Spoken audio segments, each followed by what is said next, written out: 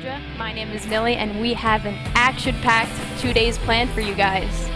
We have 6 teams here, all competing for $10,000. We have a really set-up schedule.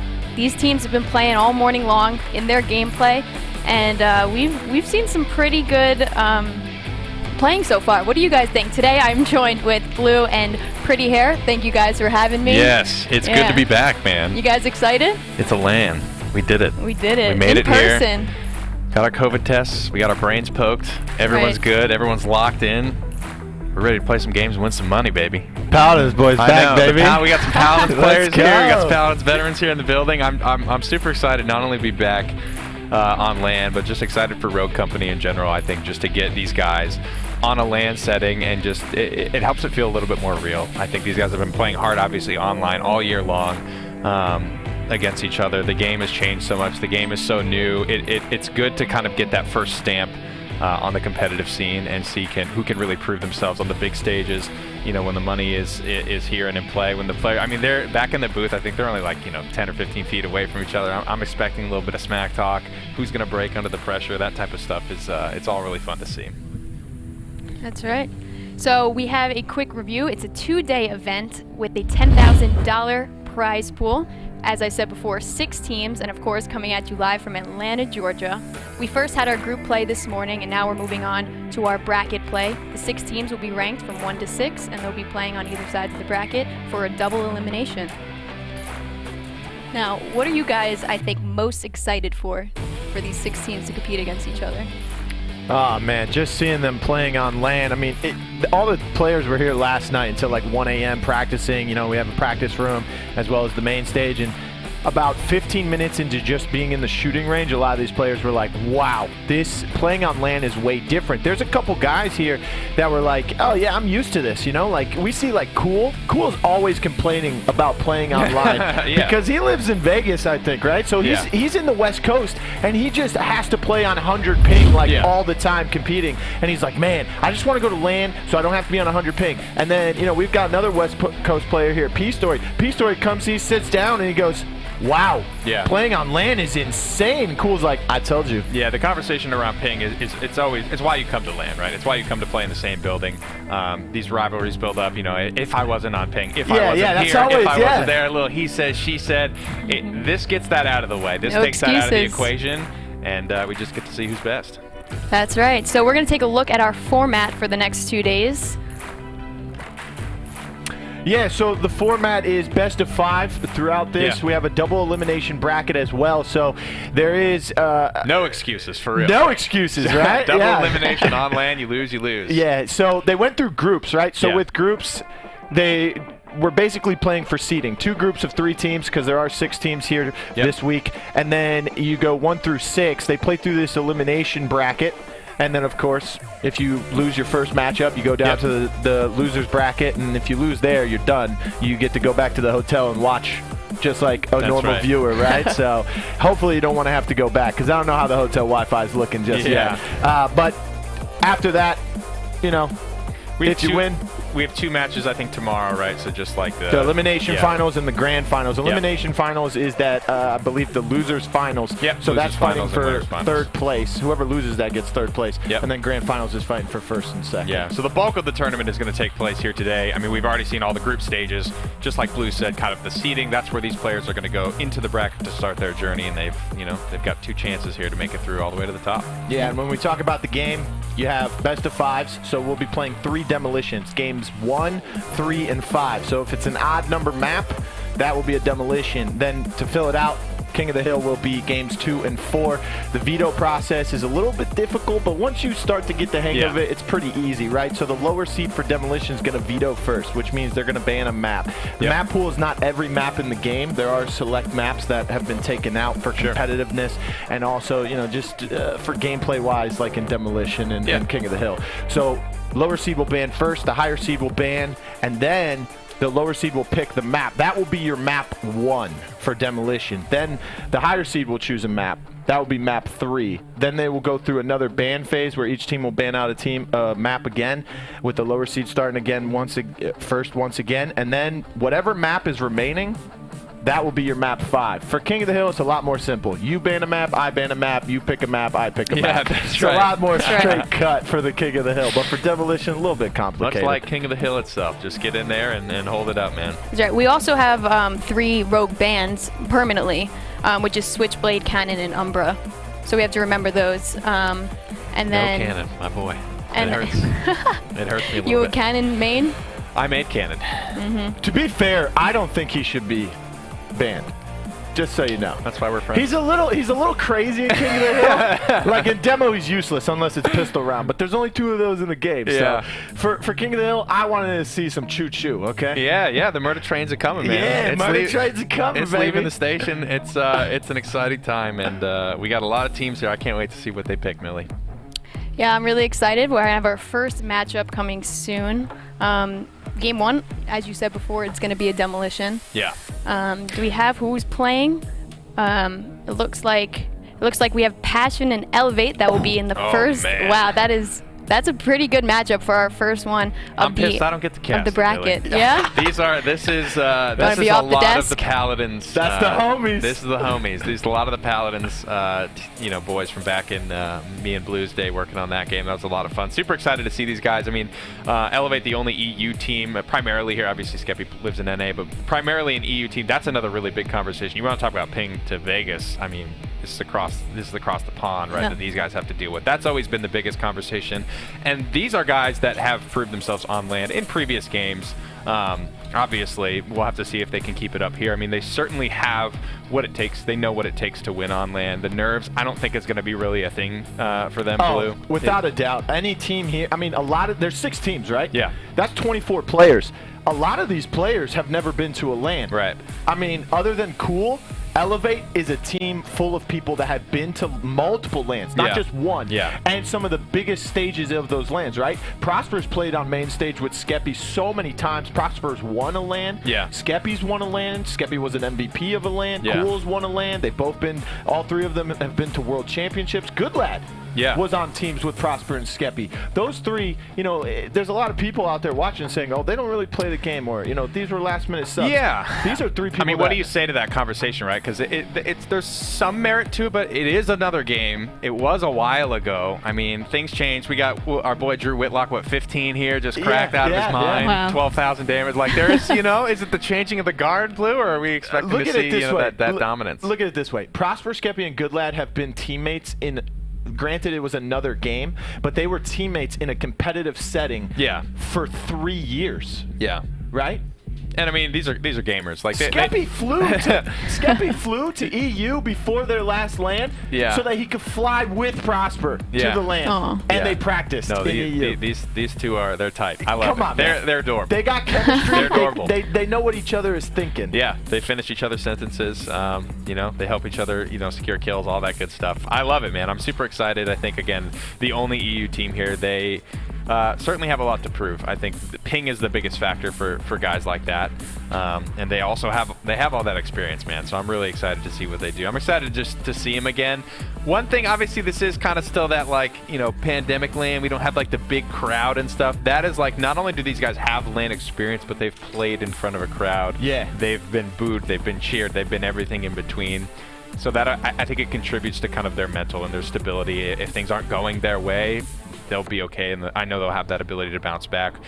These other teams, Blue, they may not have that experience. Do you think they have what it takes just because they're so experienced in this game in particular, in playing Rogue Company? This is their game. This is what they play. Whereas, Skeppy and Goodlad, they play a lot of stuff. Prosper, they play a lot of different games and stuff like that. But it does help that Skeppy and Goodlad mainly play damage when they did play hero shooters, right? So this game is all about just hit scan and damage. That's another thing. I mean, a Paladin's LAN, there was you talk about projectile characters. This is a hit scan Goodlad game. was a tank. So, yeah. I don't know how much that translates. But on the other side, they're facing Passion, right? Yeah. Passion has Cool. They do. We just talked about Paladin's homies. We just talked about people that have LAN experience. He's won a LAN. He's been to multiple LANs. He's been a coach at a LAN, coach/sub. He got replaced last second. Yep. So, he's been in every facet of the LAN. Hell of a player. Yeah, exactly. And he was a hit scan damage player, too. He's a very good player. He's moving in just as calm and collective. But the biggest thing about Cool is that he has played probably, besides Prosper, the most Road Company. He has a 10K victory under his belt, right? He played with Gronky. They were teammates at one time. Yeah. You know? So he has what it takes to win 10Ks, and he has what it takes to win on land. So he's kind of got both of those facets, just like Prosper. That's what I think the fun part about the first LAN of a new, well, I wouldn't say new, but kind of a budding competitive scene. This is our first LAN here. Some of these players have LAN experience, some of them don't. Some of them have won 10Ks in Rogue Company, some of them haven't, right? It's all about like what's going to carry the most weight here and now. And I think we certainly have some good players here to kind of answer those questions for us. We have a little bit of everything. We have those first LANs. We have those guys that have won LANs before. We have those guys that have never been to a LAN. So how does it all shake out? I think that's what we're here to find out, and that's what's going to be fun about this weekend. Yeah, I'm super excited. I mean, we look at these stats here. Thank you, by the way. CMG admin's doing a great job out there. But we look at these stats from their first 2 matches that they had again in their group where they played Public Campsters, arguably the best team here. Are these cumulative? And Final Chapter. These are cumulative for both of their sets. So if they were both, you know, 2-0s, then 4 games, whatever it may be. And there's a lot of surprises here. You know, a lot of people say, you know, downs don't really matter that much, eliminations don't really matter that much, and then there's the people that say, that's all that matters, right? You know, they always fraggers. Wanna, whatever I want to say as a statistician, they got to try and make sure that I don't matter. But you look at these, right? You look at the downs, 15 for Prosper, 17 for Skeppy, and then you go to their eliminations, 30 for Prosper, 26 for Skeppy. For a guy, Skeppy, who hasn't competed in a 10K at all. The last time he was in a big competitive Road Company setting was the 8Ks, which was last year in January. That's a long time ago, yeah. Right? So that's a full 1 year. And for a guy who hasn't played in that long in a competitive setting, he's hanging in there. Yeah, I mean, obviously, I'm a little biased for my Paladins boys, but I think there's a point at which, you know, this kid's going to go to any shooter, and he's going to be relatively successful. He's going to shoot straight. And Rogue Company is not a hero shooter to the level Paladins was, but like it's in that same vein. I don't think it's going to feel very foreign to those ex-Paladins professional players. Hey, listen, he played a lot of Victor. He certainly did. Shoot the gun, throw the grenade, basically. Yeah, he was playing Roka before Roka was a thing. There you go. It's really easy. Yeah, they also have Icy. I mean, Icy arguably is going to be their second best player behind Prosper. That's what this team's going to need to do. They're going to need Prosper to kind of just carry them. Icy's got to be kind of like Robin to Prosper's Batman for the most part. And then, of course, the other two, Good Lad Skeppy, I think we have it in the keys to victory, which we'll probably look at very soon. It's just, they just got to get involved. That can be fine, too. I mean, right, if there is somebody, and sometimes that helps certain teams, like to just have that battlefield commander, to just have the guy, he's going to be setting the pace, telling people where to go, what to do. And if the rest of the team can kind of just fall in and do their thing, do their job, hit their shots, right, that's all they really need. It doesn't have to be, you know, Skeppy doesn't have to be a battlefield commander. If they have Prosper, they don't got to be the heroes. And he's comfortable being in that role. Blue, who would you say fills that role for Passion if you had to pick one? Would that be Cool, or is Cool kind of just the... Cool is their last-minute sub, I believe. Yeah. So, but he is a great player. Yeah. You know, he would have qualified if he played. Yeah. As long as some of these other players. But he's still here. He's still going to put up really big numbers. I mean, look at that. He's tied in eliminations for the most on his team with the guy that I think will be their leader, and he's their in-game leader, which we call the IGL. He's going to be their captain, I believe, and he's really going to be the one who has to step up, and that's Bull, a.k.a. Canny, you know, because it's Can of Bulls.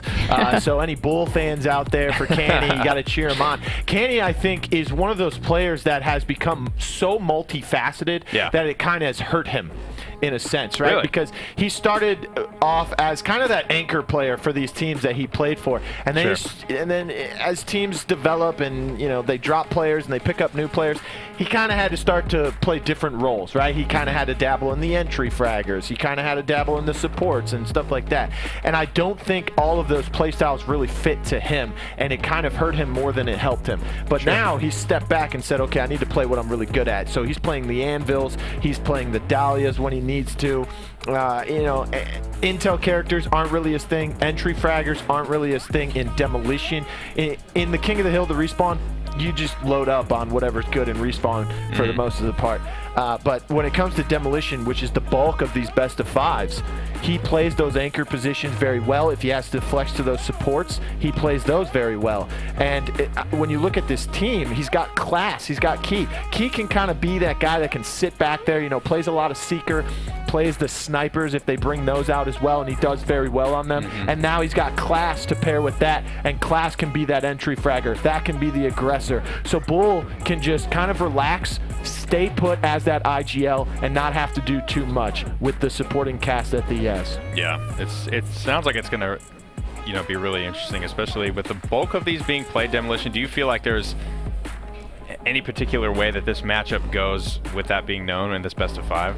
Well, see, I think it's much easier for players that haven't played the game as much competitively to kind of win King of the Hills a lot easier than it is to win Just demolition. Get in there and frag, yeah, to get in there and frag. All you need to do really in King of the Hill is to learn rotations. Yeah. Right? If you learn the rotations, it's a lot easier for you to be successful in a respawn.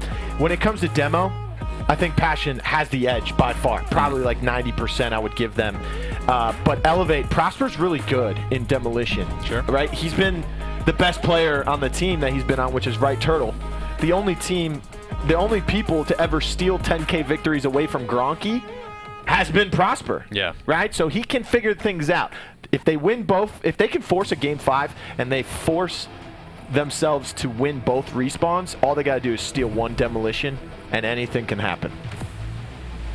That's 3 out of 5 games. Obviously, 3 demolition, 2 King of the Hills. I'm excited. We're gonna have our first matchup coming here soon, but wow, this is getting me hyped. You guys are good together, huh?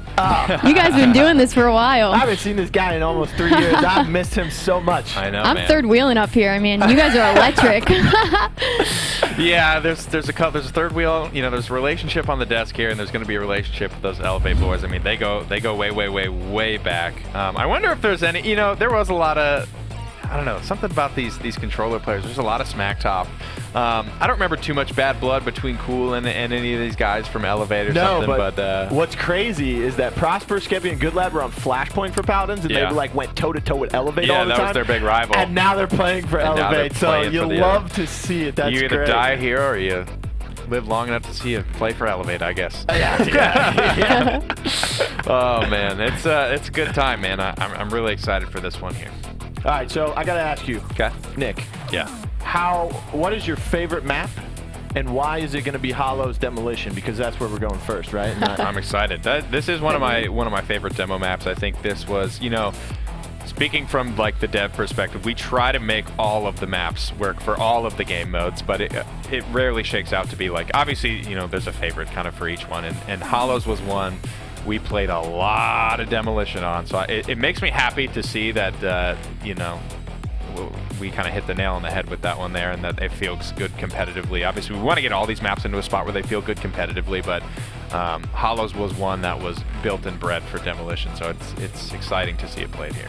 Yeah, I love Hollow's Demolition, actually, because you can do so many different things with the rogues, so many different compositions. Usually, especially in the beginning, early stages of the competitive scene, you would see teams all going to the same bomb site over and over and over and over and over again, right? And a lot of these teams would run the same compositions on attack and defense, and they were kind of mirrored matchups on both sides for both halves all the time, and it kind of got stale, not going to lie. But then teams started to say, you know what, let's try something different, right? It's not even that the game changed that much. It's just teams said, let's do this, let's do that instead. And then they started to do things. Favelas used to be super B heavy. Then teams started going A. Hollows, I think when it came out, you could go either way at the very beginning. There was no, we have to go this side every time. It just really depends on what composition you bring to the table, right? Because we've seen a lot of glitch played on Hollows.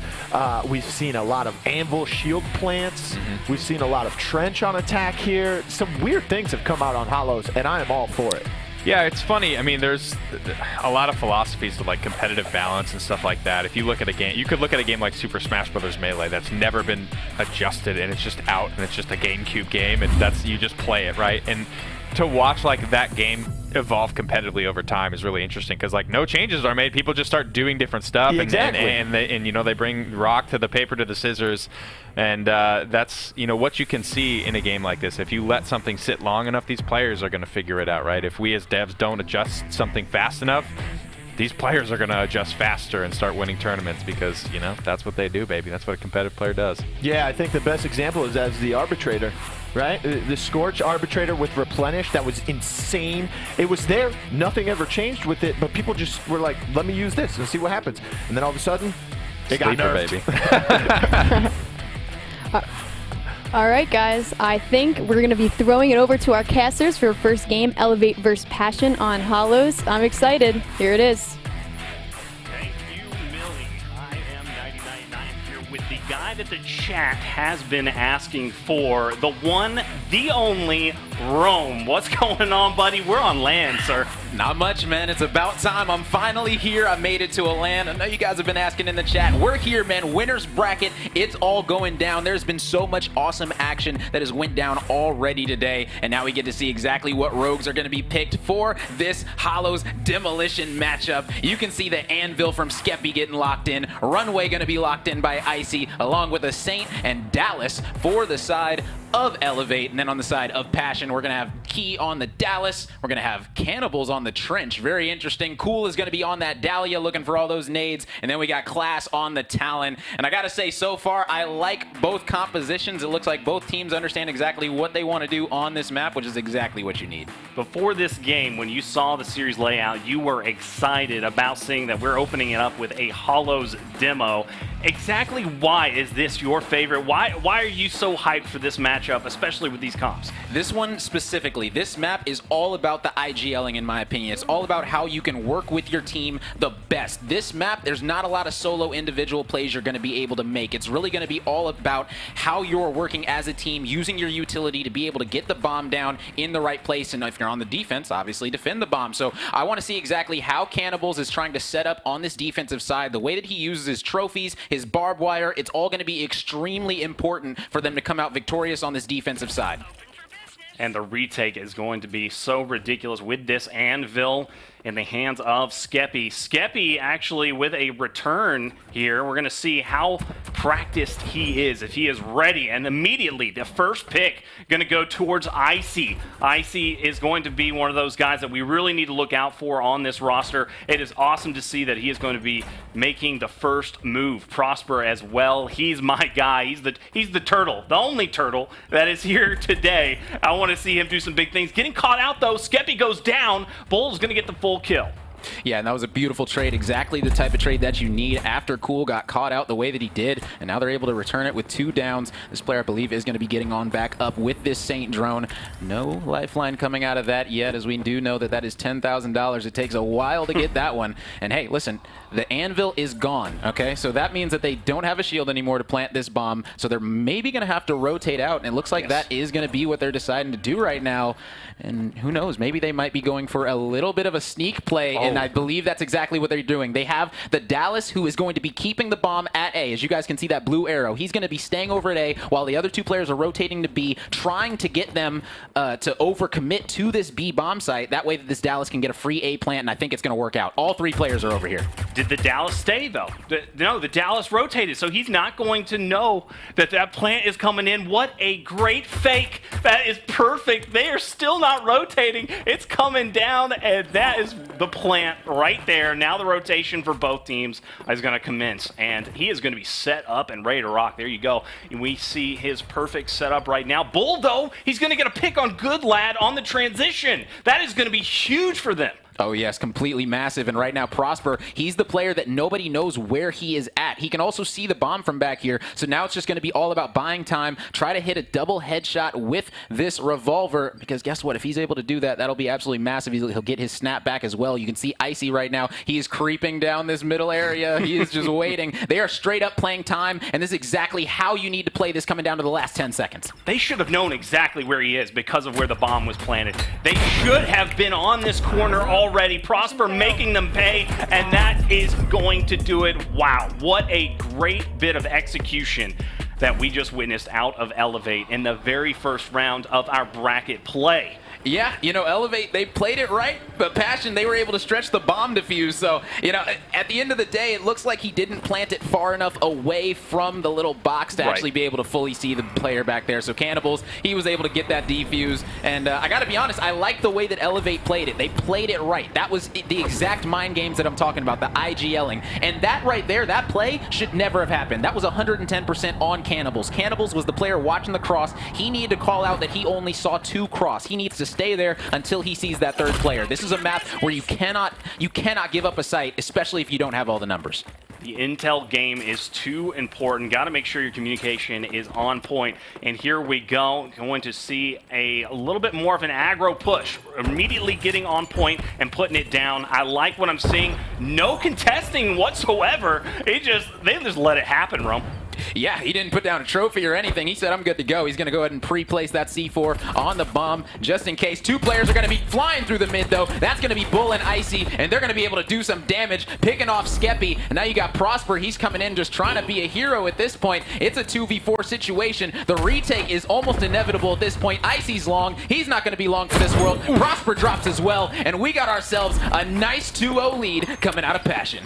Passion, not the LAN veterans in this matchup, but boy, are they looking amazing. They just came out hot the first 2 rounds against some very practiced, very prepared players. Prosper being obviously one of the best in the world, period. And then he's got some great teammates that have been competing in other esports titles. They know how LAN feels. They're ready for it. But hey, it doesn't matter. This Passion team are looking amazing. Cool, Matt. I worked on Paladins. I saw what he was capable of so many times, and the guy is just outstanding. But I like to see that we're seeing a lot of other players on the team come up and really show out class here. We're going to stay on board with him, see what he can do. Nope, we switch over to Cool Matt, and that's the guy for me. Like, this guy, when he pops off, he just goes absolutely Super Saiyan, Juggernaut, can't be touched.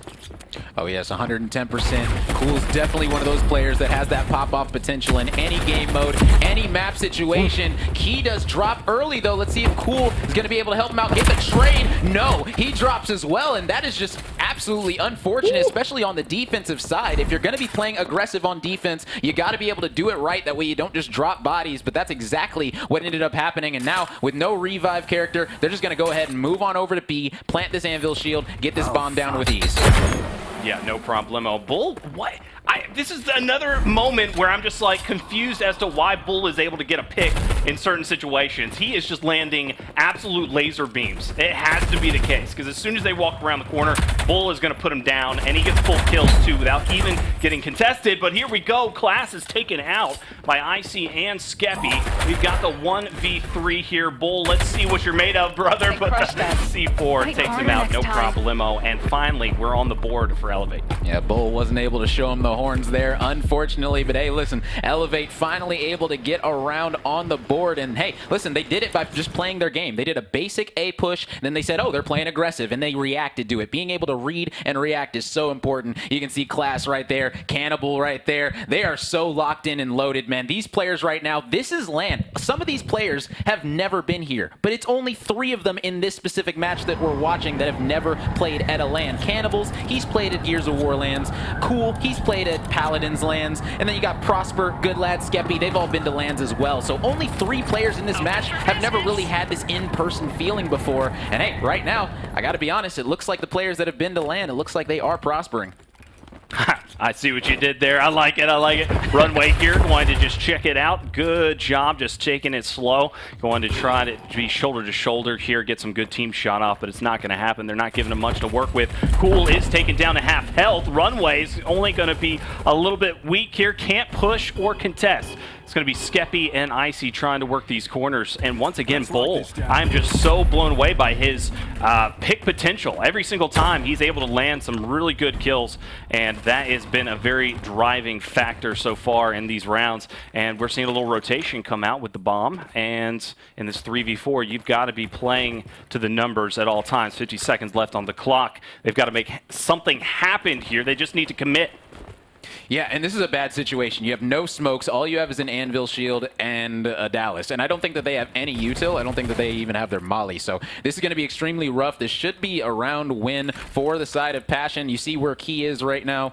Key is in a perfect position to get them off the bomb. 30 seconds remaining. They don't even have enough time to really rotate, but it looks like that's what they're going to attempt to do right here. Now, all 4 players are over at this B site on this defensive side. So if they're going to be able to sneak around and get to A, none of these players yet have moved. It looks like Cool might be able to catch somebody off.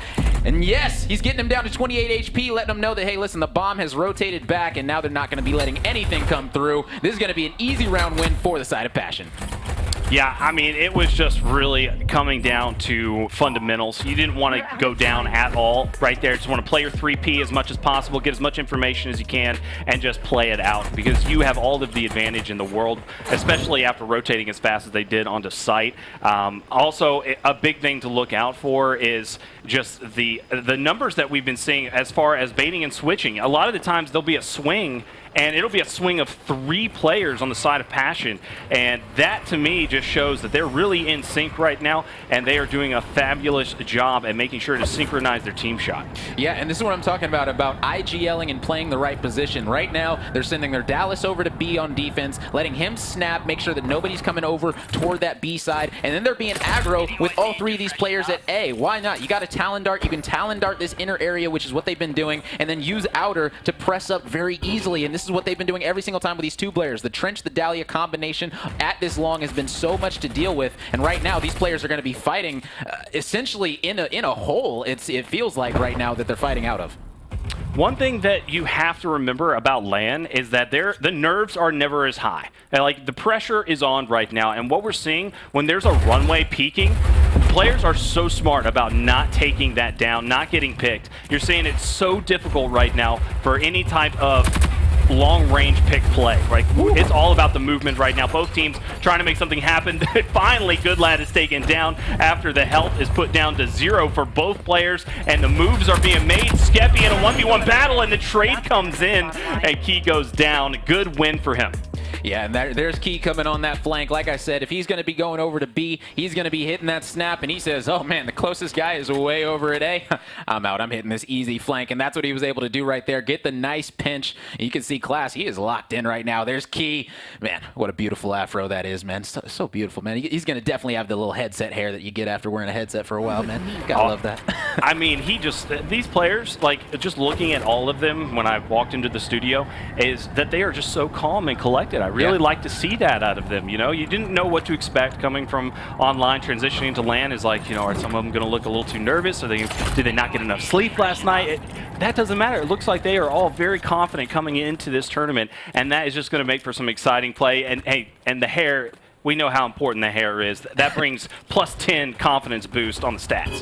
Oh, yes, 110% right now. Skeppy, he's trying to work inner Prosper. I believe he was one shot. He tried to throw a molly, ended up downing himself, but he's going to go ahead and get right on back up. So, hey, let's see how exactly they're going to get this bomb down. They do have 2 players, 3, that are all in the inner, which is going to leave this flank open. He missed the stick on the Simtex, but Icy's able to pick up one either way. He's going to get out of dodge. They're going to need to hand-res that one because guess what? No link on him, and they're going to be able to get him up. Nice down coming out of Icy with the sniper, and he's able to take out Cool. My goodness, he's going on a spree. Not able to finish it off, but what a showing out of Icy. He hit the shot, too, as soon as he was jumping over the jump. I love it. I like to see that. We are starting to get these players warm as warm can be as we get later into the day. That is what you are going to notice as we get deeper into this one. Players are just going to start feeling the shot. They're getting used to their setups, right, because they're not at home. They didn't have much time. They only played, I believe, last night, and that was it. So, you know, getting used to everything, making sure that you're comfortable on LAN in front of people. There's an audience. I mean, you know, there's just a total different switch. Like, you got to get used to the feeling, and it looks like they're starting to feel themselves because that was exceptional. Icy looking hot right now, and there we go. We're going to get some util, and the play going to be on to B once more, and this is a lot of pressure here. You want to at least take away 1 or 2 on this side. Yeah, right now it's definitely a defensive-sided map. We're seeing the reasons why. It can just be so hard to get this bomb down, even if you have that anvil shield. And yeah, there's the molly going to be coming in. Now they're going to be shooting that shield out with those shredder rounds, getting rid of it.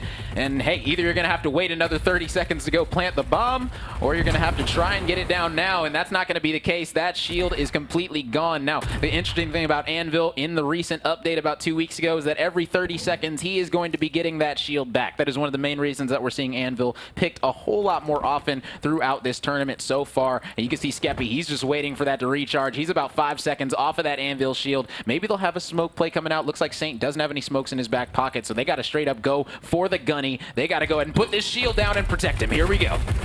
Yeah, and it needs to be a full team shot to be able to drag that thing down and get the down onto Skeppy, and it's just not going to happen fast enough.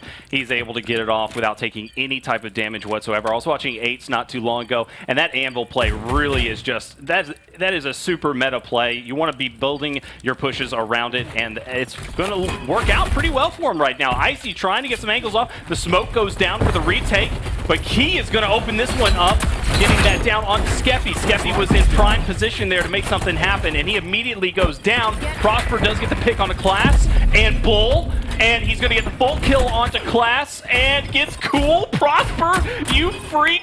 He is just taking everybody out. Dallas v. Dallas at the moment, and it is up to Key to make sure to hold off here. Oh my god, but it's now a 2v1. He was able to get it off, and that's going to do it. What a big, big play out of Prosper. That is clutch. Oh yeah, big time. And now we got ourselves a 2-5 heading into half. And hey, listen, 2-5 is definitely a winnable situation heading into the favorable side of defense. So now we got to see what Prosper, Skeppy, Goodlad, and Icy are going to be picking. Looks like they're going to have that anvil for those retakes. Now we get to see if Passion is going to be having an offensive anvil the same way that Elevate did, because right now is where it's starting to be a chess game. If you played anvil on offense, you're most likely going to be playing it on defense. So knowing that there's going to be most likely an anvil that you're going to be going up against, what is going to be your go-to rogue? What is going to be your go-to? And it looks like they're going to be having the talent on offense yet again. So double intel going to be coming out the side of Passion. This is very interesting. I believe that they only have one player with shredder rounds, so we got to see exactly how this is going to go. I don't remember the bans. Did we see bans? Obviously Dahlia. Dahlia's probably banned for whatever reason. We don't have a Kestrel. And what other ones can you guess? I believe Ronin, Glitch, Kestrel. Ronin for sure. Yeah. All right, and we also had a Fixer. We had a... Okay, we got a Scorch. And yeah, obviously as well. So Scorch definitely coming in, and that's going to be huge. Yeah, that really is the wrench that was probably thrown in there to really mess things up. Having those two bans is excellent, though. I think that just changes, you know, watching 8s with 2 bans, it's just a lot more fun, a lot more advanced play. Yeah, and it adds for a little bit of strategy as well. You know, you get your out-of-game ban, you let them know who you're getting out of here, and then you go in-game, hit them with a little bit of surprise that they weren't expecting. You can even see the Glitch was being hovered by this defensive squad, and if Glitch was not banned, I'm going to be honest, I feel like it's a mistake to not pick Glitch, especially if you know there's going to be an anvil on the map, but we just got to see how they're going to be able to play it out. You can see 2 players already going to be working long, smoke in the hand of Cannibals, so we're going to be waiting for that to come out. They're going to be trying to get this bomb down, but they're going to need to watch out for that molly. And look at the shield. Look at the shield placement that was put up, that defensive shield, letting them know if you want to come to this site, you're going to have to go through all of this metal. And man, it took Class about 30 seconds to get rid of that. Now they can do their smoke play, and this is what I'm talking about. Yeah, sometimes I'll see like a shield that's just out in no man's land, and then all of a sudden the next shield is up, and then they chain it, link it to where you cannot get past it, and it's just so annoying for the other team. Class gonna get taken down, almost going to go, and there we go. A very good placement by Icy to get him full killed, and now we are in a 4v2. Saint goes down as well. Runway last one up with the bomb, gonna try to get this insta revive off, and it does come in. Oh, the nade goes out, and it is going to pick one up, but oh no, takes down Bull. Cool. Fight harder next time. player or his teammate out of there. Very unfortunate, but I mean, it was already a very tough situation. Being able to pick up that many players in that fight, it was just excellent. Great team shots across the board. Oh, yes. And one thing that I do want to point out is that Icy is one of the players that we looked at. He was extremely underrated coming into this tournament, and right now he has been proving that he belongs right now. 11 downs, 6 assists, 11 elims, $80,000 cash to his name. He is absolutely showing out, and if they're going to be able to come back, his runway play is going to be absolutely incredible for this squad, and they're going to need it to be continuously to be superb. He is really the only one that I've seen that was able to pop off with some picks. Other than that, it has been just full beaming or team shots that have been getting those early downs or first bloods off. Icy really just on point with getting some of these kills. Looking for these smokes though, good placement. And now they're going to be throwing bomb in and just getting a little aggro here. Not deciding to go all the way through. They're just going to put it down. I like that. Look at that cover. And they were able to get away with all of their life. So a perfect 4v4 here for the retake. Yeah, but the big question is, what are you going to do once that Anvil puts his shield down? This is the interesting situation, is you do have a Molly on your side, but they put the Anvil shield to block off that entryway. Now, that is a very interesting strategy. Instead of using it for the defuse, they're going to be using it to push up and Prosper. Skeppy, they're absolutely putting everybody down right now. It's only going to be Class remaining for his squad, as he is the lone Talon, and he's going to be inner by his lonesome. He's able to take out one, is able to get the finish. Now it's a 1v2. This is a winnable situation. Saint Drone is going to be getting up the Dallas, and that's most likely going to be all she wrote. Yes. 4-5, baby. We got ourselves a game.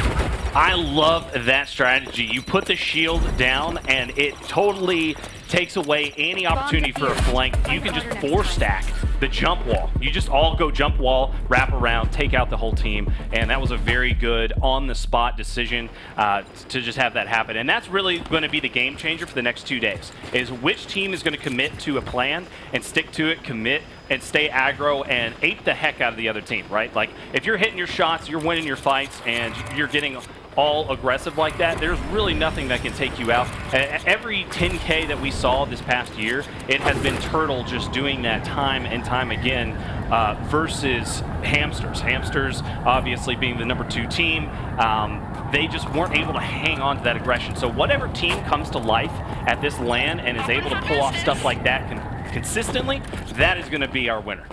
Yeah, and the one thing that I'm super impressed with right now as well is the overall play out of Skeppy on this Anvil. He's been making such smart decisions with it. Starting off, letting them know, listen, you're not going to be able to come through quickly, putting that shield. Ooh, and he did reveal a player in middle. Now things can get spicy. The question is, do you push forward now, or do you turn around and fight? You can see Bull. He's looking for him. He's going to run right into Icy. Icy with a massive flank. That's going to be huge. Now, can he stay alive? That's going to be the question. He's got his teammates looking over him up top middle, so they're going to have to go to war. Cool, able to land a nasty sniper shot. That player's going to be getting up unless that nade hits him, but only for 40. Unfortunate. So now we got ourselves a 3v2 situation. Bomb in hand of Key and the Dallas. Let's see exactly how he's going to be able to maneuver this. He does have a molly in his hand for the post plant potentially. Global revive going to be so huge. That's why you see the 2 Saint picks coming in. Dallas just going to be playing this one slow. Key getting ready to make a move here. 35 seconds to go, and they're going to double up here. Duo the site. Do take a little bit of damage here, but that is going to be okay. But it's going to be Skeppy with the dubskis. C4 coming in and just blasts them away. We're tied 5-5. Man, being able to save your important utility for when it matters. Understanding that in order to get them off of that bomb, they have no trophies, ladies and gentlemen. That means you can throw a molly at the bomb. That means you can cook a nade and throw it at the bomb. That means you can huck a C4 that's maxed out and get a guaranteed kill on the bomb. And you can see right there, that's what Skeppy was waiting for. Able to pick up a massive 2-piece. And like I said, his Anvil has been superb. And I'm not sure if it's because the last time that he played this game at a high level was, I believe, last November and December-ish. Yeah. So Anvil was very popular back then. You know, so maybe you look back at that and say, listen, he's just carrying over for what he knows from 1 year ago. And right now, it's working. 5-5. They're on the defensive side, which is the favored side. This squad in Passion, they've got their backs against the wall now. Like he never left, coming in, doing some big things. Cool, trying to hit that high pressure shot. Prosper was ready for it. Big read right there. That's not the kind of pick that you want in this situation. Oh, and Key gonna get Icy down. So still up though. There goes the global res, and we're just gonna wait for the drone to do its work. And back to a 4v3. We are trying to see where these players are going to push and hold. Bull is going to get that opening pick in this scenario. I'm loving it. I mean, that's got to be a stat. How many picks has Bull had in these situations? Hello? Yeah. Bull, all day. He's just got the reads on all of these players. Skeppy goes down, and now we are in the 1v3 situation. Probably not going to happen. Not going to win that fight. Bull is literally his name right now. He is an absolute bull, just bulldozing, and he is so confident. With the dance. Yeah, even hitting the default dance, man. Sometimes you got to do it to him. Simple as that. But at the end of the day, that was their first round on offense. Now, I will say, Cool almost just threw their round away. I'm going to be totally honest. In the double intel offensive meta, you should never, ever, ever, ever, listen to me if you're listening and playing the game, you should never, ever, ever push long without your Dallas snap to know if a player is there. Because guess what? You have a Talon. You also have a Dallas. Why are you not clearing that out? Why are you just letting your runaway push up by herself? That is not the best idea, and Prosper was able to get a big first blood off of it, but the early rotation came through. Cannibals was able to get into the A side of the defenders, and hey, once he was able to get back there, he was wreaking havoc, as you saw. I think it's safe to say that Icy is one of the best performing members on his team right now, just doing some big things. Has a huge stat line. If he's the first one to go down in the push, it's going to be terrible. Oh my, Skeppy. I think he just felt the effects of land right there. He goes down instantly, just melted off the server. Icy with a big pick onto Cool Matt. And we are seeing the push come in. Icy does take some damage, and the C4 does the trick. Glass is going to get the full kill on him, and Bull's still just wrecking right now, though 2v1, and there we go. Prosper being as aggressive as he usually is. He gets that two-piece, and he is just running in. He's flashed, though. Hey, there's nothing he could have done. Oh, man, Cannibals, he had the big revive right there. He hand revived that player. Prosper almost made it a 1v1 situation, but Candy was able to get the hand res on that player, and we all know Saint, he gets back some HP whenever he's able to revive someone. You can see Prosper right there. He's a little bit frustrated. He's saying, man, that should have been my 1v1, but hey, they got the quick revive off with that lifeline on the Saint. So, hey, now we're in a situation. I feel like right now, with this squad and passion on match point, I feel like right now they've got to stay calm, stay collected. They cannot let these rounds start to rack up going the other way. Yeah, the upgrades are pretty much in. They are ready to rock with their kits. And they got 16 downs on Icy's side. He's like, good lad, what you doing over there? But no, that's the Saint. You can't be talking about that. Also, Bomb Planner, he's doing what he needs to do. But yeah, that's just some big numbers being landed by Icy. But yeah, Prosper also, you got to talk about him as being one of the best players in the world. Do you think that he is in-game leading? 100%. I feel like that is really your best option. You know, when you're coming into this tournament, and you know, I put out my rankings before. Prosper was 3rd overall. Everyone else on his team was 18 through 24. So when you're in that situation and you feel like, you know, you're the best player, you make the best decisions, you're definitely going to be that IGL for your team. And sure. I mean, honestly, I feel like he's putting Skeppy in a great position to succeed almost every single time. What a beautiful shield right there from him. Even though he did go down, that was great shield placement to be able to buy himself some more time. So now we're going to see a 3v3 situation. There's still no trophies on this offensive side. Able to land the double explosive to take out Icy. Is this player going to be getting a hand revive, though? That's the big question. No. Believe that player is going to be staying down in the Talon. I'm not sure. He looks like he is going to be getting up, actually. So there we go. So it's going to be an offensive 3v2 situation. Let's see if they're going to be able to get the bomb down. Good land, 3P in a little bit, trying to get some information. Gonna just communicate it to his teammate, let him know where he needs to be to try to get some help. bomb does get planted. He had a molly and he waited. See, it's things like that. You cannot wait. The second that they go to that bomb, you have to throw the molly on it. You cannot wait, because guess what? If a player's halfway through planting it and then the molly comes, they're just going to eat the molly for those 50 or 60 HP, and they're going to be good to go. That's exactly what Class is doing, and Class has no reason to move. He is going to be staying right on site. He has 2 players looking over him. He's already able to take out Good Lad. Now all that's left is Prosper, and this looks like it is going to be a 1-0 series lead for the side of Passion. Wow. Okay, so not something I was exactly expecting. Like you said, Prosper's in your, what, number 3?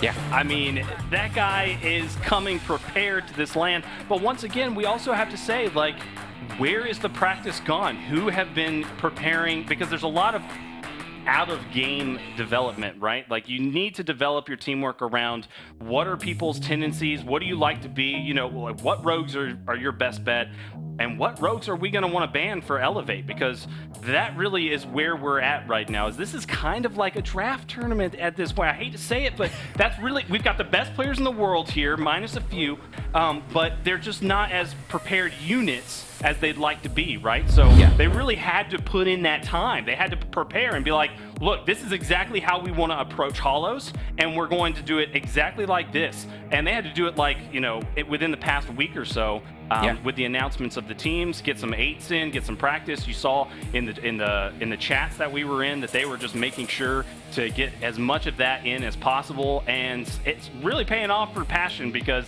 they just made Hollows look incredible. I mean, really, where was the biggest standout for you in all of that? I think it was honestly the change that Cannibals and company made on the offensive side.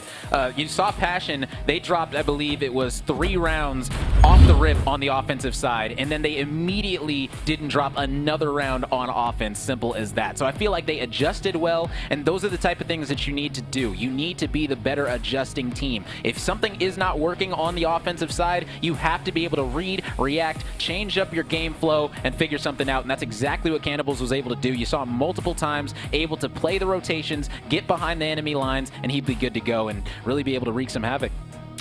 I am just so impressed with how many times I saw Bull on that that opening. I mean, I really do want to see that stat. Maybe Blue will have it at the end of this series. You know, Mr. Statman here, he came with books on books. Like, the guy was ready for this. You can see on the desk right there, like, Nick, all Nick had to do was just throw him a single question, and Blue was gone for like a year. Like, it's like he knows every single thing. So just make sure to have that ready for me, Blue. I want to know exactly how many times Bull in this series is going to get opening picks.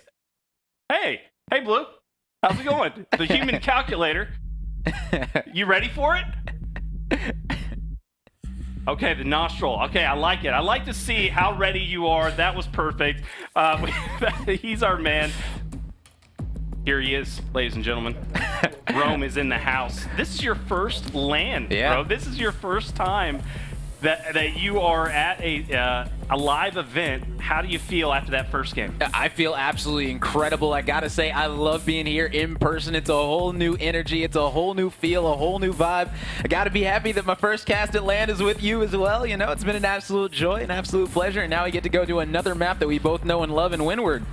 This is my map. This is the map that I like. There's a lot more room, a lot more space for the pick potential. I like the snipes. I'm a big fan. I come from the Halo genre. I come from Call of Duty, so naturally, also Counter-Strike. I love Counter-Strike. So just naturally, I like the wider open areas. You know, playing util and, you know, setting up for the quick flanks, you know, that's all good stuff. But man, when you're watching somebody just pop off of that sniper, it's a different story. And Windward is that map for me. Love watching those wide open lanes just for any type of pick potential. But guess what? I'm going to get it. There we go. Cool Matt on his runway and Icy on the fixer. Yeah, 2 different snipers, but both are going to be looking to be extremely effective right here. We got to see how Cool is going to be feeling with that sniper shot. We do know that this map, King of the Hill, is one of the few maps in King of the Hill that you will be able to pull out that sniper rifle and actually do some real damage. So we got to see if Cool is going to be able to do that. We know Runway's passive. She's going to be having that assault rifle and that sniper on her back. So it's really just going to be about when he feels like pulling it out. So it's going to be very interesting to see that. We also got to see how the Fixer is going to be playing, whether he's going to be using that DMR, whether he's going to be switching it up, trying something different. We just got to wait and find out. Not sure if he's going to be sniping with that Fixer, just because, you know, you're only going to be having the warrant in your back pocket. You're not going to be guaranteed to have that assault rifle as well. Hey, a fully upgraded warrant, though. You can still, hey, if you're beaming, you're beaming. That's just the way the Rogue Company works, especially here on LAN. I got to test a little bit as I was setting up the studio. It is a fun time. Let me tell you, if you have an opportunity to get some friends together and put together some Roco, do it, because it is amazing. A great time indeed. And here we go. Starting off, we are going to fly in and see what we've got going on the side of Elevate. Elevate is going to be making their move towards a site, and it looks like they are going to go head-to-head 3v4, I believe. Yes, it is going to be 3v4, so got to watch the numbers here. Bull's going to put down the shield on the corner, give him a little extra intel with the window, and there we go! Blue, write it down. Bull opening up the show once more, but oh my god, the team shot.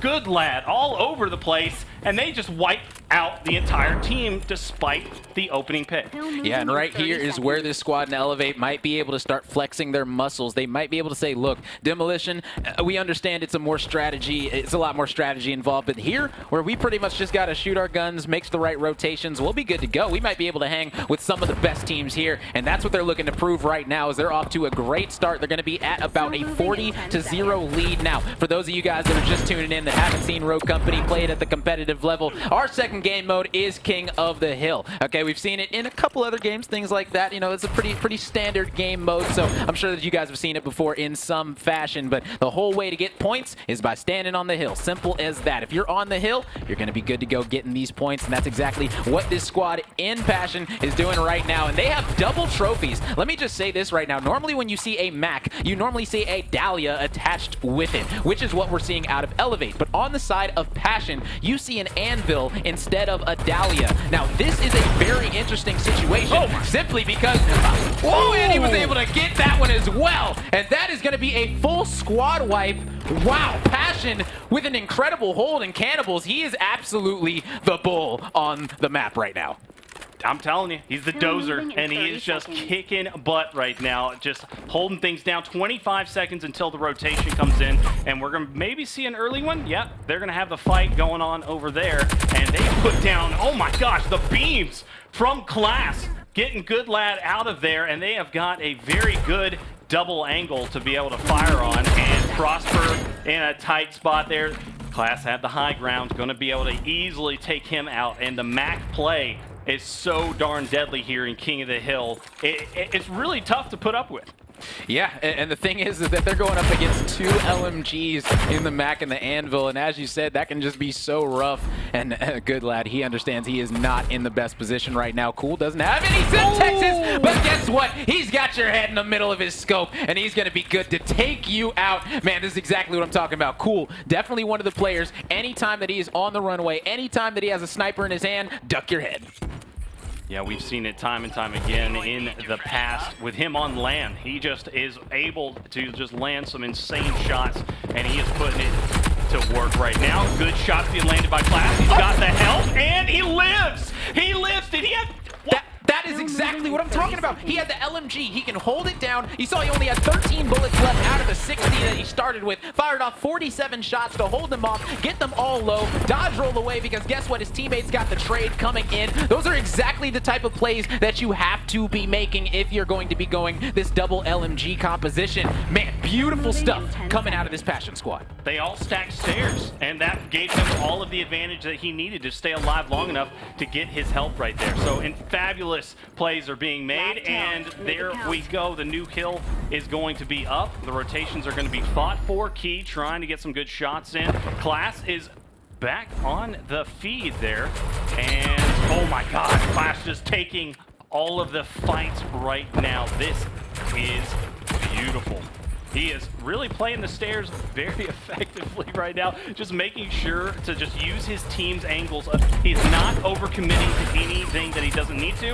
And here we go, the Fixer coming into play, and that is why he is so deadly right there. You put that on those smokes, and he just becomes a Terminator. Yeah, beautiful break coming out of this Elevate squad, but now the thing is they're going to need to hold it for 100 seconds, and this is just not one of those hills that you can typically hold for that long. But hey, listen, if you got a good setup, anything is possible. Simple as that, man. You see all the players right now on Passion on the left. From top to bottom, you got Cool, you got Class, you got Canny, and you got Key. And then on the side of Elevate at the top, you got Icy. Below him is Prosper, and then Skeppy and Good Lad to follow. So shout out to all 8 players. Beautiful faces that we get to watch while these players are getting absolutely annihilated. That is another team wipe. Is this Elevate squad actually making the comeback on a windward where there's 4 different ways to get into the hill? They're trying. They're absolutely putting the good old try in, and here we go. They cannot get one single down. They're going to take the first bit of damage, and it's going to be Prosper that goes. Icy follows, and it is going to be a 2v3. Not going to happen.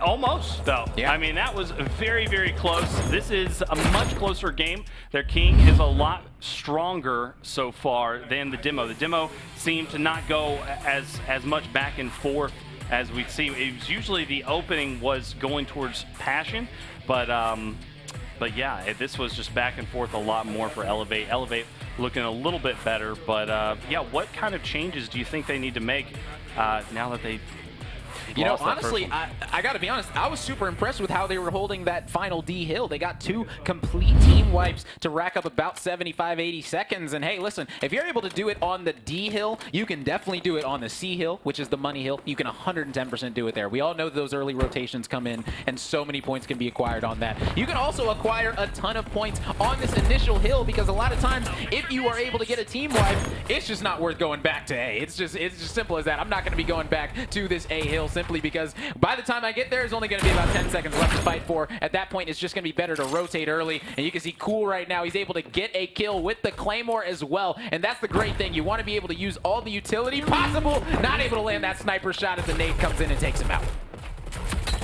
Skeppy going to be able to take down Cool Matt, and the push from Class. He is looking to get that next player. That player's out of there, already gets the rotation off, and then the full kill comes in, and the rotation is about to come out in 10 seconds. We're going to see where these players are going to get set up at. Cool does land a pick of his own, and Prosper is going to make him pay with a full kill. So it's going to go into this rotation with a 3v4. There is time here if they just speed things up a little bit to have this advantage still.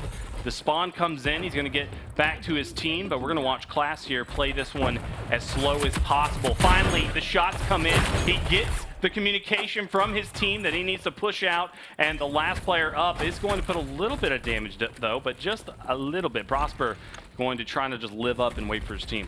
Yeah, and the big thing right there is the squad in Elevate. They tried to take over the spawns. They tried to go to where you really want to be on this B hill, which is the backside at the top of that ramp, but they didn't win their gunfights. And if you're not going to be winning your gunfights, then essentially you're just going to be putting yourself in an extremely tough position to be able to win it. But finally, they're going to be able to get some of this scrap time, but I'm afraid that that's all that it is going to be, because this hill is rotating in the next 20 seconds, and we're going to the money hill, and guess what? There's a wild bull already on it. Yeah, and his shots with that maul right now is just on. I mean, look at this. Look at this. He is just switching back and forth.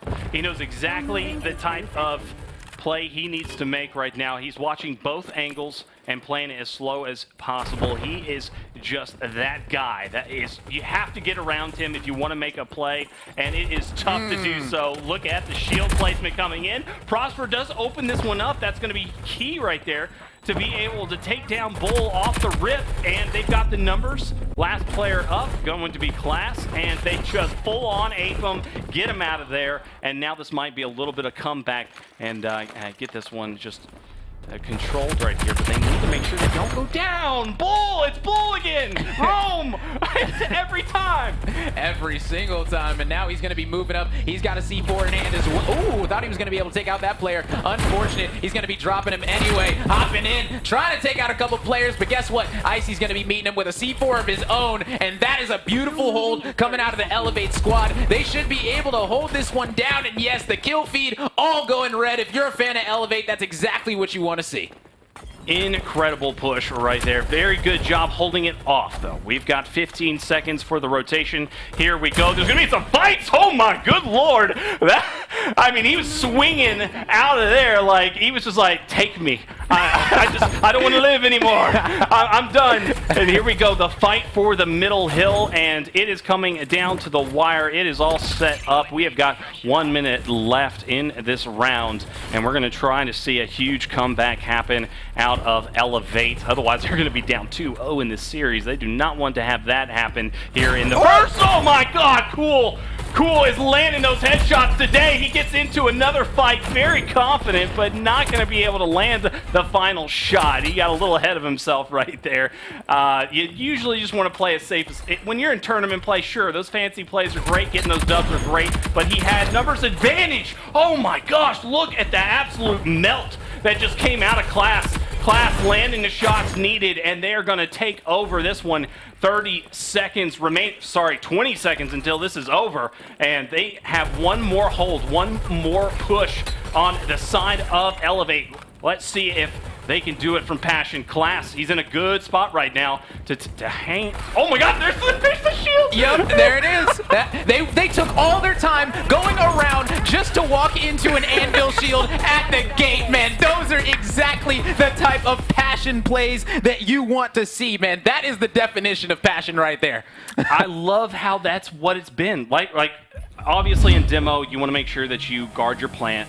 But also, they were on top of getting those flanks totally negated. Like, they took them off of the map every time. Yeah. Like, every single time a situation was going into their favor over on the side of Elevate, Passion was able to put down just incredible shields, totally taking out a lane, and immediately, whether it was defense or attack, it would always benefit them. I really, really like the Anvil plays. Bull, tell me more about this man. This guy is an absolute monster. Man, Canny, he told me before the LAN, he said, okay, you put me at 13, that's cool, but I'm going to be performing like 13. I'm top 8 for sure. Yeah. Bro, 13? I might have made a mistake there, man. I might have made a mistake, because guess what? He told me he is a different animal at LAN, and right now, the bull has its horns out. I got to say that. Cannibals has been absolutely impressing me, showing out to the max for his squad in Passion. And hey, listen, now we're going into map 3. You have a 2-0 map lead in the series. Now you just got to close it out here.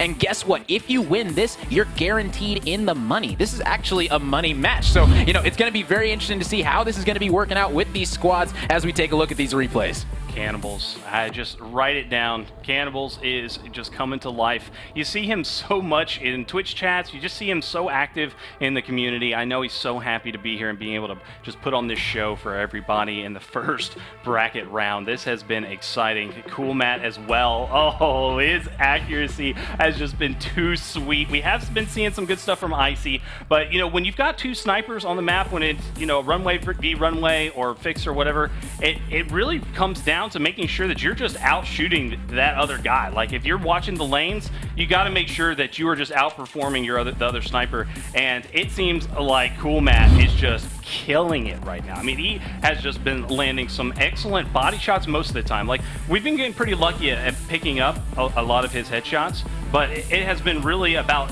the amount of damage that he's able to do on the long transitions. Anytime there was a big rotation, he was able to get multiple body shots on players. Like, you could see it when they were wrapping around a corner. Bam, bam. He got 2 body shots in. They were able to push it. They knew that they could have the advantage in the HP department. So I really like what I'm seeing out of Cool Matt. He's performing, but so far, Cannibals just stealing the show. And this is where you start to feel some major like, just nerves kick in when you're down 2-0 in a series. Elevate, you know, one of the biggest orgs in Rogue Company right now. You're a #1 player, really. Prosper, you're number 3, but he was on, you know, he's on Right Turtle, one of the most dominant Rogue Company rosters there are. Yeah. And he's coming into his first LAN. He's going to put a lot of pressure on himself, and getting, you know, knocked down to the elimination bracket this early. I mean, you're going to start to feel something right now that going into this next map. This is do or die right now. You do not want to try to crawl your way back into things. You want to stay in the winner's bracket as long as possible. And I'm looking for Prosper. This is the guy that I really want to make sure that we highlight right now, that he's going to be the guy that I'm looking to just absolutely go off in this next game, because it's usually those players, right? It's those guys that come to life when you need them the most. when you're just backed up into a corner that turns into that tiger you need so much. Yeah, now we're going to be going on to Canal's Demolition. My big question is, when it comes to these bans, are you going to be throwing a little bit of a monkey wrench in there if I'm the side of Elevate? I know for a fact I would. Typically, the bans are going to be Ronin and Glitch pretty much in every Demolition that we see in competitive, mainly because if you're on the offensive side, you ban Ronin just because you don't want to go into a player that is unrevealable. Why? Because if you Dallas snap, you think the site's clear, and then there's a Ronin hiding behind a box. Nobody likes running into that, and you know, on the other side, if you ban Ronin, Glitch is a direct counter if there's no Ronin on the map. So why not just walk around with Glitch and have a good time? But guess what? That gets banned out most of the time too. So maybe they won't ban either one of them, force the other team to either ban both and just play completely into their new meta of a game. Maybe that's something that they can throw out there. Who really knows? New strategy is going to try to be developed here in the live. We'll do it live, you know? Like, you're coming in, there's not set teams with set strategies that you could have been watching for the past few months. This is just going to be a very new atmosphere for all of them. So getting to see these strategies is going to be huge, and there we go. We're starting to see some Seeker develop, and that is just going to be exactly what I'd expect. Obviously a Dallas, and then we've got a Chalk, a very good pick indeed. I really like to see this all across the board. We do have a Vi, though, so that could switch things up. Man, I have not seen a Vi on Canals in a long time. It's been a while. But man, Vi used to be a staple pretty much in every single Demolition map in Rogue Company. So being able to use it here, listen, Skeppy's on that one. He's saying, listen, it was good back when I played it. It'll be good now. Simple as that, man. Maybe he's thinking that. We got to see exactly what is going to be going down because Cool, yet again, he's going to be on that runway, having that sniper rifle in his hands, putting those claymores down.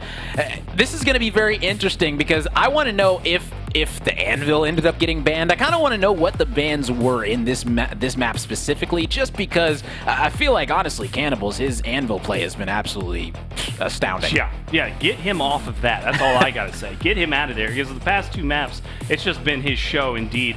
And also, you got to look at it, maybe they didn't ban Anvil, because now they have that Vi.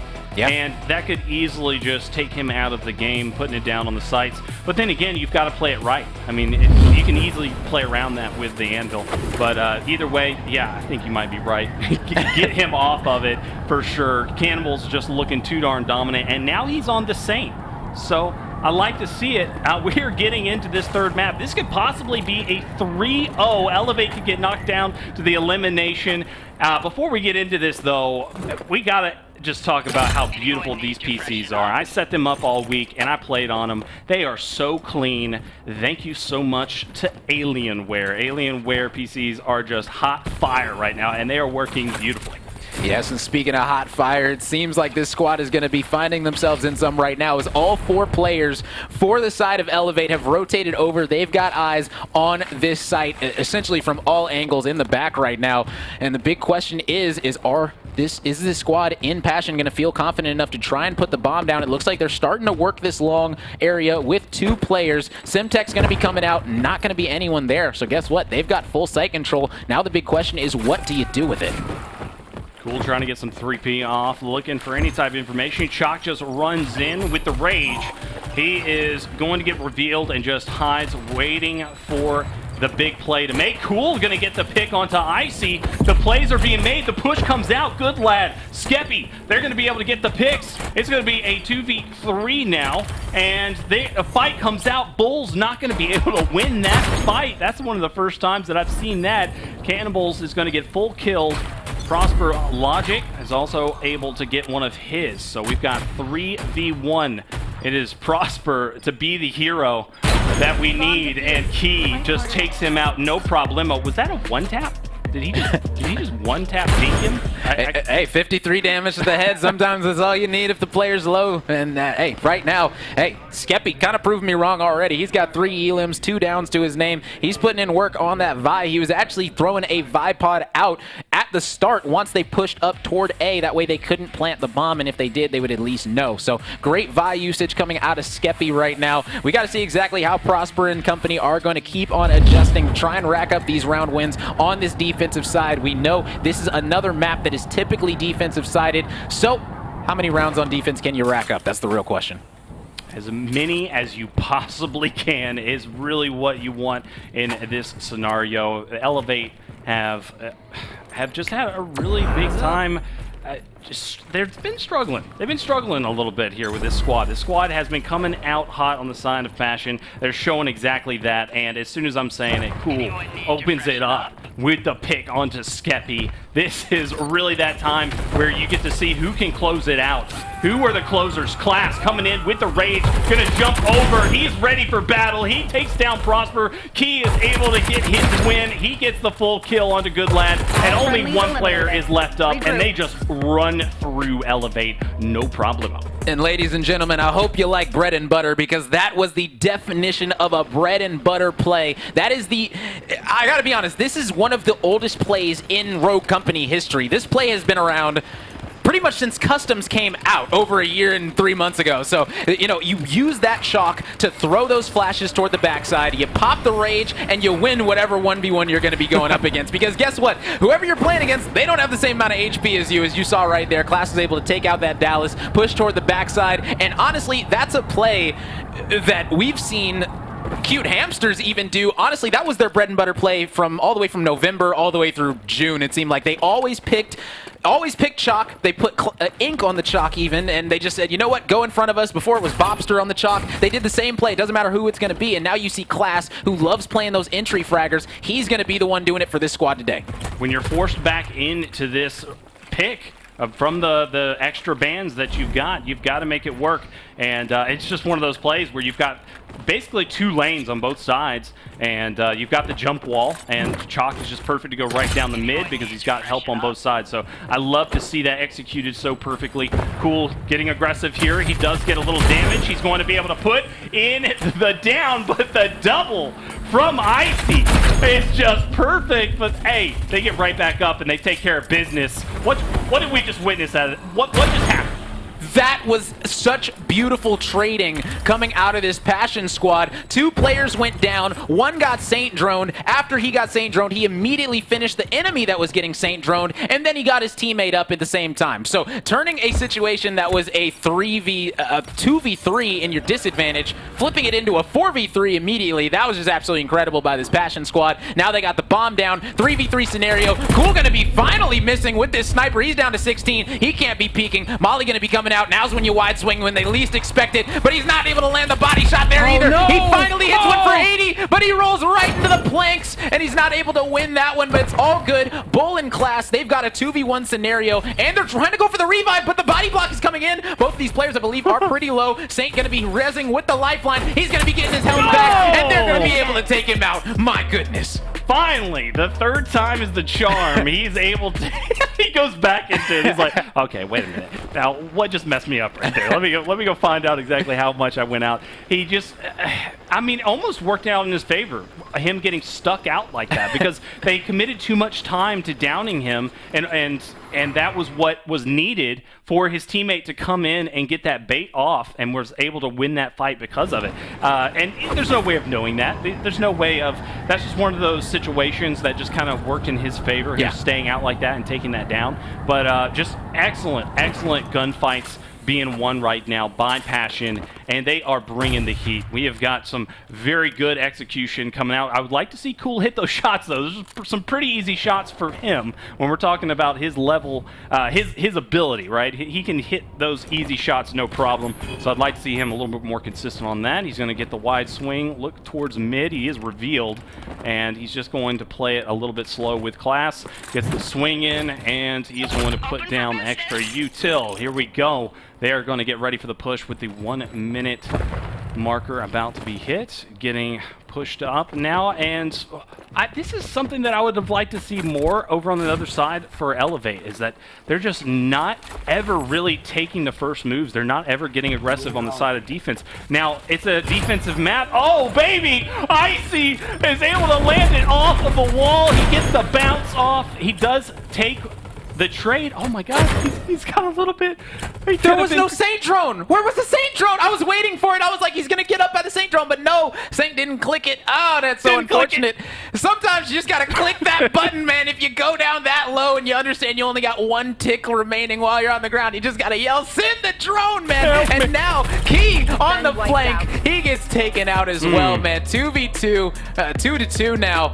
Man, Elevate coming right on back, and I gotta be honest, I feel like they're playing the waiting game. I feel like they're waiting for this Passion squad to kind of make a mistake right now. It almost seems like they're waiting for them to push up and catch them off guard, and that's the one thing is when you have all this utility like a Vi and things like that, you can catch them off guard and really just dump a ton of util at them at the same time without them really being prepared for it, without knowing exactly, you know, when it's going to be happening. So I kind of like how this squad in Elevate is playing with the Vi and around it, but we just got to keep on improving on this and try to rack up these rounds on defense, because we know that once this squad flips over and they're going to be on the defensive side, if that anvil is not banned, I'm guessing that Bull is going to be on it and he's going to be wreaking some havoc. I requested an opening play to be made, and it was immediately made. I am a very happy man right now. Elevate are putting in the work. Icy almost getting his dome taken off by Cool. He's going to back up and just try to regain here. Perfect timing out of him. Getting a little bit lucky right there. Cool running right into the Vi poison. Prosper. 3P, this flank coming in. Prosper with a big, long flank. Comes in, takes down Cool. The full kill comes in. Skeppy, I'm sorry, is going to get that kill. Icy trying to play as smart as he possibly can. He is still going to live up, but he is the last one against 3. Almost impossible. All right, now a lot of people are saying, how could you not watch the flank on Canals when that's pretty much one of the most basic defensive plays to do is to hit that flank. You know, right there, Prosper, he walked right through the middle of the map, right up the ramp, and flanked him immediately. And hey, listen, if your player in cut is able to call out numbers, able to call out that all 4 are pushing up, you call out these rogues. You say, listen, guys, listen, as simple as this, all 4 players, Chalk, Saint, Runway, Dallas, I saw them all. Simple as that. Hit the flank right now. We'll buy you time. That's exactly what he was able to do. He came behind him, picked up Cool. First pick is always massive, especially when you're able to get a top fragger like that. And yeah, Icy, he's just in a tough situation now. 1v3. He's able to land a couple of shots, so he's going to be chasing this player down. Needs to hit a crazy bow kill. Not able to do that, unfortunately. Looking for one more. Bull's going to be taking him out. He met the horns. That's something that we see a lot from the European side, is that their timing with their flanks is so superior. Like, we watch a lot of hamsters and they're just never ready for it in the grand finals of 10Ks. Like, you go back and you watch how many times Slopodopoulos is allowed to come up behind and get these huge doubles or triples. And it's just ridiculous. They just have that timing on point. As soon as their team needs their help, the flank is there, and that's exactly what we just saw from Prosper. Make that happen more, and they could easily turn this around and get us into a game 5. Yeah, and I'm gonna be honest, like looking at that last round, that's 110% on Cool, Matt. You know, you have Claymores, you got to be able to put them at the top of the ramp. You know what I'm saying? I feel like that's a pretty basic strategy. There's really no other place you would want those Claymores, maybe in this cut area that he's been placing them. But honestly, if you understand that you're going up against a Dallas and you're not going to be watching the flank, you got to put a Claymore on your flank at least. And you can see right now, Class, he's going to be pushing in with the Rage. He's going to be able to take out that player as they pinched him from mid. And those are beautiful offensive plays. If you understand that there's a player in cut, you can simply pinch them from mid, util dump them out, and you'll be good to secure that first kill. Skeppy making a little bit of flank of his own. Prosper going to get some intel here. Going to communicate it to his team, and just this is going to be a waiting game now, pretty much. Just going to try to get the timing. The advantage is in the favor of Passion, and they're going to try to push up on Elevate's, on the side of Elevate. Try to make something happen. Open this one up. It's going to be difficult. Oh, we do get some good damage out of that. Prosper's going to open things up onto Cannibals, but the double from the Simtex. Oh, baby. Cool, Matt. Great timing by him. Prosper does win it against Cool, but there's just been so much time being bought, and then the 2v1 comes in. They're able to peek both at the same time and take him out. Those are one of those things that we probably will never see one at this. This is the these 6 teams at this event, these are some of the best players in the world. You'll never be able to see a 1v3, 1v4 type play being clutched, it's just almost impossible because of that right there. When you have the two wide angles being peaked at the exact same time, it's a near impossible fight to win. It's just the way Rogue Company works. But yeah, we might see. You never know. We might run into one or two, and it might be exciting. Hey, listen, man, this is a LAN. I'm going to need at least one 1v4 out of these players to take home, man. Simple as that. It's got to happen, man. I'm excited to see it. We've even seen a 7-0 comeback before, so I'm not putting anything past anyone at this point. Once I saw that, I was like, okay, anything can happen in Rogue Company. Simple as that. So, hey, listen, I'm ready to see how this squad is going to be teeing up on this defensive side. Right now, they need to win this round. In my opinion, this is a must-win round for the side of Elevate. They need to win this one to go not even up, to be a little bit closer, 4-3, heading into the least favored offensive side. We got to see exactly what the play is going to be. I believe it's just going to be another basic chalk push-out play, and we just got to see exactly when Class is going to be able to do it. Nice dodge coming out at Bull. Not going to be taking any damage to that. Vi Poison is going to be coming on out. At least that tear gas going to be slowing down Canny, not going to be letting him get anything in. You can see all the utility is coming out onto them right now as they're trying to push the bomb site, and they're just not going to be letting it happen. Cool, that might not be the person to climb up and challenge, as he's going to be able to take that player out expeditiously. But hey, at the end of the day, it's still a 3v4, ladies and gentlemen. And now Skeppy, he's hunting down Icy. Prosper is able to take out, oh my goodness, no, Key was able to turn and burn him with 1 HP. He hit the stim shot as well, and now he's in a fresh 1v1. How is Icy going to be able to win this? Icy hit him with a snap. Icy's going to be able to take him out, giving him the beat down with the assist from Cool. And now all that's left is Icy by his lonesome. They see him way over there. They're going to most likely go ahead and plant this bomb at A to secure the round. And we just witnessed total Icy up. Like, that's exactly what you need to do in this position. It's just ice it up. Unfortunately, Icy is just going to be left to his lonesome in this 3v1. We said we want to see it. Let's see it here and now. He's going to be able to have a little bit of intel. He knows that there's going to be one play in mid, going to be one play in the far right. It's going to be Cannibals, and then Key is going to be set up. They have perfect triangulation around the site. Almost impenetrable at this point. Going to try to get some sort of intel off. Not going to grab much. So is he going to just give up this money? Oh yeah. My goodness. Okay. Cool Matt says sit down. No chance. 0%. I don't think you understand how hard that sniper shot is. Wide swinging while hard aim to be able to line it up straight onto the dome piece. But hey, listen, I'm not putting anything past Cool Matt. The guy is an absolute beast when you put him on those sniper characters. Man, watch your dome, watch your head, and guess what? They got a 5-2 lead heading into the defensive side. Passion, they're looking good to take home some money in this tournament. Yeah, they look excellent. I mean, whatever work they put in last night with their, putting in this little extra strats, a little decision making here and there, it has worked out in their favor. They look absolutely prepared. Last night they were scrimmaging the public hamsters for about 3 hours at their practice station. So if you're going to be getting in practice, who better to get in the practice against than the team that is, a lot of people are pretty much saying, is the #1 seed coming into this whole thing. So right now, this squad, sky's the limit, man. I got to be honest. Sky is the absolute limit with this team. I like what I'm seeing, really do. Cannibals, once again, having a great game, making sure to put it. He's playing a lot smarter. Obviously, he's on the Saint, so he's got to play a little bit more passive, play his life a lot more, not going in and trying to get that entry frag. Even though he was on the Anvil and he was still getting all of the picks, that to me just says that he's hitting every single shot imaginable. But it's just looking really good for them. Let's see if they can close it out though, Rope. That really is my question mark here, because when you're playing against players of this caliber, closing it out is so darn difficult. Yeah, and the big thing that I'm looking at right now is the Dahlia Trench Link. So one thing that the other team didn't have, that this squad and Elevate didn't have on defense, they didn't have trophies. And, sometimes that can come back to bite you in a severe way. And you look at this squad in Passion, they've got trophies. They've got the Trench. They've also got the double nades from the Dahlia, who's going to be linked up. I believe that is going to be Cool on the Dahlia, I believe. And we got Class, who I believe has a C4 in his hands long. There's also another player flanking. My goodness, right now, this Passion squad, they've got a lot of map control. And I'm not sure if Elevate even knows. Yeah, the Dallas snap not coming in. They are making the wide run. Icy's going to watch this flank. We got the barb, 2 barb, double barbed up. And now they're going to try to make the wide swing. But there's just a lot of control here. Class is in a good position.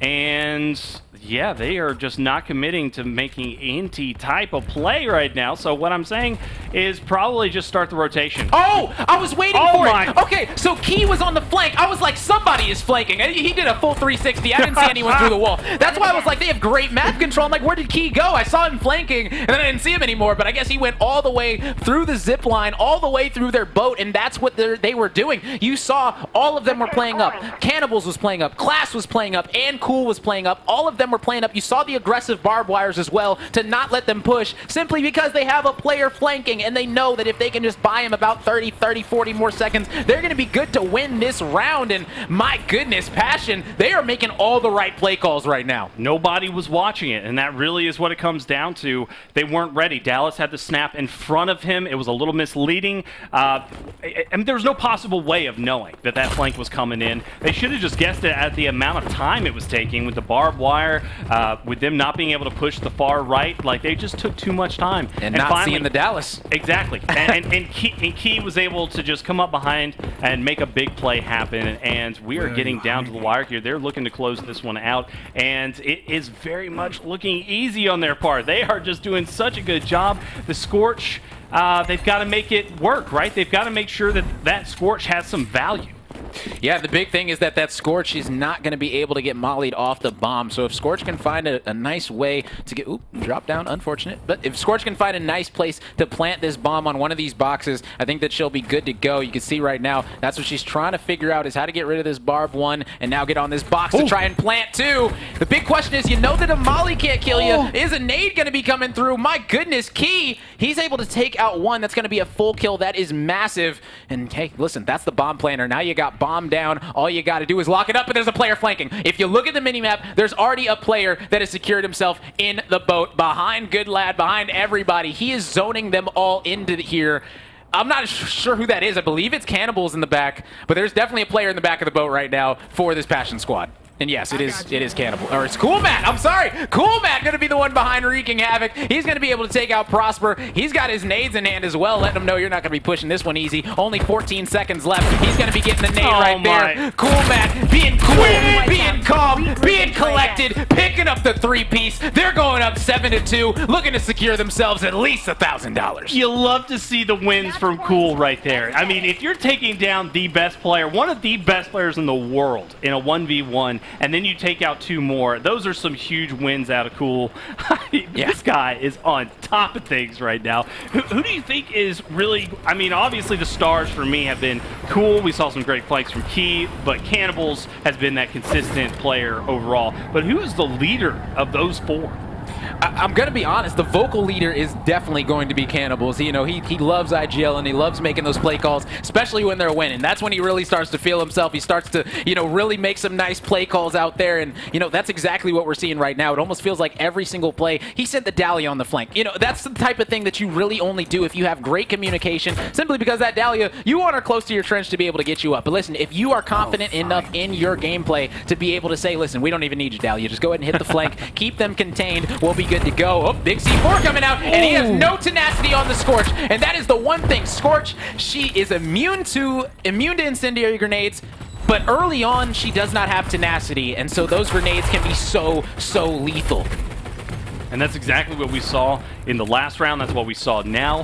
And this is looking like a full push. They're wanting to just end it right here. I like the aping. They're trying to get over the box, but Prosper's like, sit down. He's ready for that one. He was already ADSing. This is big. And yeah, we have got to see some wins being made on the side of Elevate if they want a chance to get back into this one. It is a 3-on-3. The bomb still has not gone down, so they can play the time just a little bit. 30 seconds to go, and we're watching. Talon needs to get some information. Oh, but Key comes in, takes out the best player. Prosper goes out. Last player up is going to be Skeppy. Is there going to be any type of... Can he make He's got any a challenge play? now. Can he make any play? He's got a challenge now while he still has a Scorch ult, but he... Oh, my goodness, that is so unfortunate. Not exactly sure why he wasn't aggro there when he knew there was a guy at the close corner. I really thought he was going to be able to take that, win that 1v1, but unfortunately, that's not going to be the case. Now with 4 seconds left, there's no way they're going to be letting him plant this one. And, hey, listen, Passion, they just secured themselves top 3, baby. That was beautiful. Not what we expected. We went into that one like, you know, where exactly is this going to go? It could have been a one-sided affair, maybe, like we were talking about. We're not sure which team's going to come out hot in this first day of the LAN, but we're starting to see it now. We know who we're ready for to see in the finals. Passion have just done incredible in this first round of our very first event for Rogue Company. This is the showdown on LAN right now. This is where the big boys play. We have got some of the best players in the world here. You witness them right there. Cool Matt just looking like, am I done? Another day in the office. Yeah, just another day. Yeah, he's feeling very good, man. This Passion squad, you know, after coming out of pool play where they were 1-1, you know, you start to be a little bit uneasy simply because, you know, you lost to Red Notice, and you're like, man, how are we going to do once we get out of here in this bracket play? And honestly, they proved that they are here to stay. They played absolutely incredible this entire time, as you guys can see on these replays from this amazing map of Canals. You saw Class. He was popping that ulti, winning his 1v1s when they mattered, able to make these offensive pushes look so crispy. Yeah, just outstanding. I mean, that was unbelievable what we witnessed out of Cannibals in the first two maps. It could not have been any more beautiful. I love what we just witnessed in our first big match of the bracket. These players came to life and were able to just secure it. I loved every second of that one. Just play after play being made was beautiful. And their decisions with the double bans, right? But that was really the key going into this event, is being ready for those bans. That sets the table, and then that's exactly what you got to be ready for. And they were able to execute it perfectly. Passion with that first match. All right, Desk, let's send it to you and hear all about what we just witnessed. Hello and welcome back. A 3-0 series wipe from Passion to Elevate. What are you guys thinking? Hey, we knew it was most likely going to be. You predicted this? One. I'm feeling good about that. Okay. Yeah, it was We hedged our bets. We were going to get a Paladins winner on either side, right? That's right. No, I think everyone expected Elevate to kind of get 3-0'd, right? There's a lot of people out there saying Elevate is not going to be the 6th place team. They're more likely going to be the 5th place team. But hey, Elevate's putting up a fight, right? They're actually putting up some numbers. I mean, the thing is, one of the keys to victory that we had for them was Elevate. Prosper just needs to be that leader. He's got to step up. He's obviously their best player. Icy's going to have to complement him. Icy's going to have to make some plays. And I was even saying, you know, off camera when we were watching the games, Turner was supposed to come here with this team. He was supposed to be their sniper. And Icy's doing a fantastic job with the fixer in his hands, with the runway, doing a great job. So, I mean, they're hanging in there. Yeah, so we are going to be switching back over to Final Chapter and Antimatter Gaming while they're playing in the other room.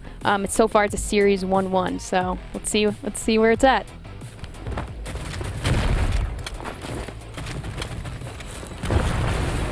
It's like 7-2 here on Favelas. It's over. Everyone head back to base. That's going to be it. That's 8-2 there. Wow, look at Boys P take it Story home. again. Is that my boy? Is that my boy Saint TK, the only KBM player at this event? Yeah, Saint TK, only KBM player here. Wow. How many downs was that? 4 downs, I think. Yeah. It's okay because I want to talk about P Story, dude.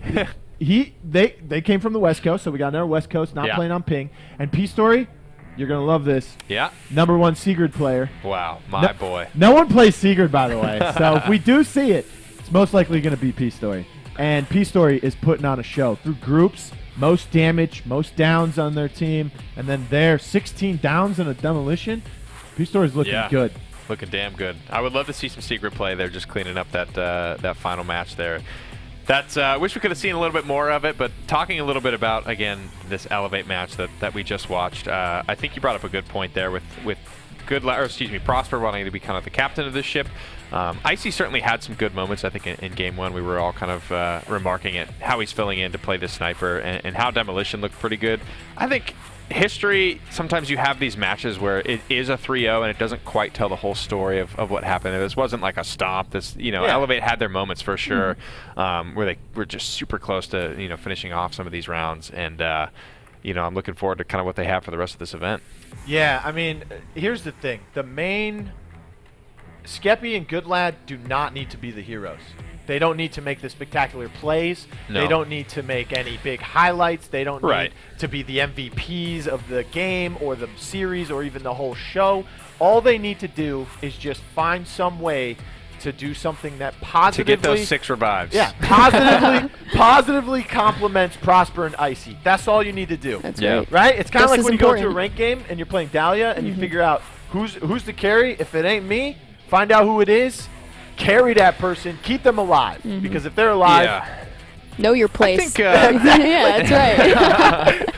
I think I could see Skeppy kind of hopefully evolving into that role quickly in this event, because obviously you don't have a whole lot of time there losing that first match. You're going to be down to the elimination bracket. ooh, As we're calling ah, it. okay, Yes. all right. Down to the elimination bracket. Not a lot of time to figure it out, but I just want to see Skeppy step up, obviously, in these big moments. And you know, it can't all be, it's a team game. I think it can't be the role players. We need some people to kind of frag out for these guys. I understand kind of where he's coming from, but I have faith in him. I don't know. I got faith in him finding his Hey, frags. listen, Skeppy's playing Anvil, which is kind of weird Yeah. for him, right? Because Anvil, when you look at Anvil, when you think of Anvil, you think of like this tank, this beefy guy. He got that bomb down very effectively. Got to go up front, got to take most of the damage, got to get headstrong, got to get tenacity, because you're putting a shield down, you're playing the bomb, get in, get out. I don't really think of Skeppy as that guy, but he's been doing it pretty well. Not that guy, bud.